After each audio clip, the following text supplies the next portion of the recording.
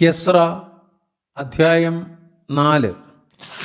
പ്രവാസികൾ ഇസ്രായേലിന്റെ ദൈവമായ യഹോവയ്ക്ക് മന്ദിരം പണിയുന്നു എന്ന് യഹൂദായുടെയും ബെന്യാമിന്റെയും വൈരികൾ കേട്ടപ്പോൾ അവർ സെരുബാബേലിന്റെയും പിതൃഭവന തലവന്മാരുടെയും അടുക്കൽ വന്ന് അവരോട്, ഞങ്ങൾ നിങ്ങളോടുകൂടെ പണിയട്ടെ, നിങ്ങളുടെ ദൈവത്തെ നിങ്ങളെന്ന പോലെ ഞങ്ങളും അന്വേഷിക്കുകയും ഞങ്ങളെ ഇവിടെ കൊണ്ടുവന്ന അശൂർ രാജാവായ യസർഹദ്ദോന്റെ കാലം മുതൽ യാഗം കഴിക്കുകയും ചെയ്തു പോരുന്നു എന്ന് പറഞ്ഞു.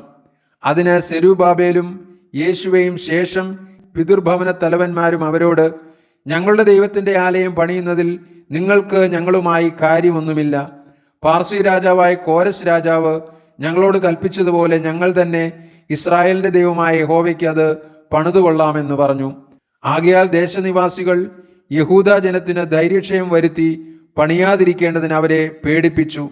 അവരുടെ ഉദ്ദേശം നിഷ്ഫലമാക്കേണ്ടതിന് അവർ പാർസി രാജാവായ കോരസിന്റെ കാലത്തൊക്കെയും പാർസി രാജാവായ ദാരിയവേശിന്റെ വാഴ്ച വരെയും അവർക്ക് വിരോധമായി കാര്യസ്ഥന്മാരെ കൈക്കൂലി കൊടുത്ത് വശത്താക്കി.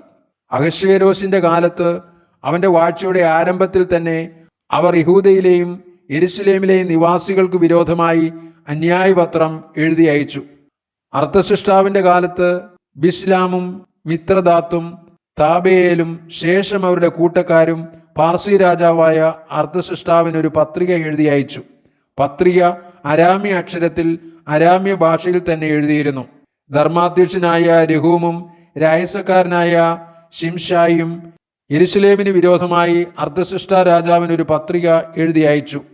ധർമാധ്യക്ഷൻ രഹൂമും രായസക്കാരൻ ശിംശായും ശേഷം അവരുടെ കൂട്ടക്കാരായ ദീന്യർ, അഫർസത്യർ, തർപ്പേല്യർ, അഫർസ്യർ, അർക്കവ്യർ, ബാബേല്യർ, ശൂശന്യർ, ദേഹാവ്യർ, ഏലാമ്യർ എന്നിവരും മഹാനും ശ്രേഷ്ഠനുമായ അസ്നപ്പാർ പിടിച്ചുകൊണ്ടുവന്ന് ശമരിയ പട്ടണങ്ങളിലും നദിക്കിക്കരെയും മറ്റു ദിക്കുകളിലും പാർപ്പിച്ചിരിക്കുന്ന ശേഷം ജാതികളും ഇത്യാദി അവർ അർത്ഥസൃഷ്ട രാജാവിന് അയച്ച പത്രികയുടെ പകർപ്പ് എന്തെന്നാൽ, നദിക്ക് ഇക്കരെയുള്ള നിന്റെ ദാസന്മാരായ പുരുഷന്മാർ ഇത്യാദി രാജാവ് ബോധിപ്പിപ്പാൻ തിരുമുമ്പിൽ നിന്ന് പുറപ്പെട്ട് ഞങ്ങളുടെ അടുക്കൽ യെരുശലേമിൽ വന്നിരിക്കുന്ന യഹൂദന്മാർ മത്സരവും ദുഷ്ടതയുമുള്ള ആ പട്ടണം പണിയുകയും അതിൻ്റെ മതിലുകൾ കെട്ടുകയും അടിസ്ഥാനങ്ങൾ നന്നാക്കുകയും ചെയ്യുന്നു.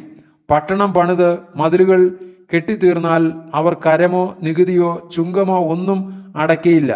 അങ്ങനെ ഒടുവിൽ അവർ രാജാക്കന്മാർക്ക് നഷ്ടം വരുത്തുമെന്ന് രാജാവിന് ബോധിച്ചിരിക്കണം.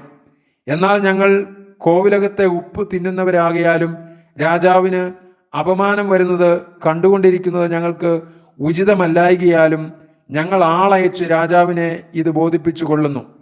അവിടുത്തെ പിതാക്കന്മാരുടെ വൃത്താന്ത പുസ്തകത്തിൽ നോക്കിയാൽ ഈ പട്ടണം മത്സരവും രാജാക്കന്മാർക്കും സംസ്ഥാനങ്ങൾക്കും ഉപദ്രവമുള്ള പട്ടണം എന്നും അതിൽ അവർ പുരാതനമേ കലഹമുണ്ടാക്കിയതിനാൽ ഈ പട്ടണം നശിച്ചു കിടക്കുന്നു എന്നും വൃത്താന്ത പുസ്തകത്തിൽ നിന്ന് അറിവാറാകും.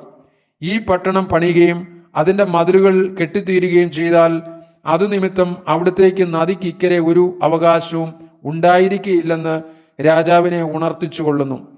അതിന് രാജാവ് ധർമാധ്യക്ഷനായ രഹൂമിനും രായസക്കാരനായ ശിംശായിക്കും ശമരിയ നിവാസികളായ അവരുടെ കൂട്ടക്കാർക്കും നദിക്കും അക്കരെയുള്ള ശേഷം പേർക്കും മറുപടി എഴുതി അയച്ചത് എന്തെന്നാൽ, നിങ്ങൾക്ക് കുശലം ഇത്യാദി നിങ്ങൾ കൊടുത്തയച്ച പത്രിക നമ്മുടെ സന്നിധിയിൽ വ്യക്തമായി വായിച്ചു കേട്ടു.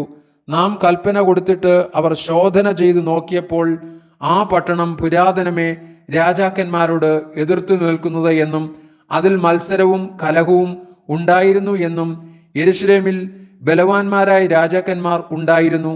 അവർ നദിക്കക്കരെയുള്ള നാടൊക്കെയും വാണു, കരവും നികുതിയും ചുങ്കവും വാങ്ങി വന്നു എന്നും കണ്ടിരിക്കുന്നു. ആകയാൽ നാം മറ്റൊരു കൽപ്പന അയക്കുന്നതുവരെ അവർ പട്ടണം പണിയുന്നത് നിർത്തിവെക്കേണ്ടതിന് ആജ്ഞാപിപ്പിൻ. നിങ്ങൾ അതിൽ ഉപേക്ഷ ചെയ്യാതെ ജാഗ്രതയായിരിപ്പിൻ. രാജാക്കന്മാർക്ക് നഷ്ടവും ഹാനിയും വരരുത്.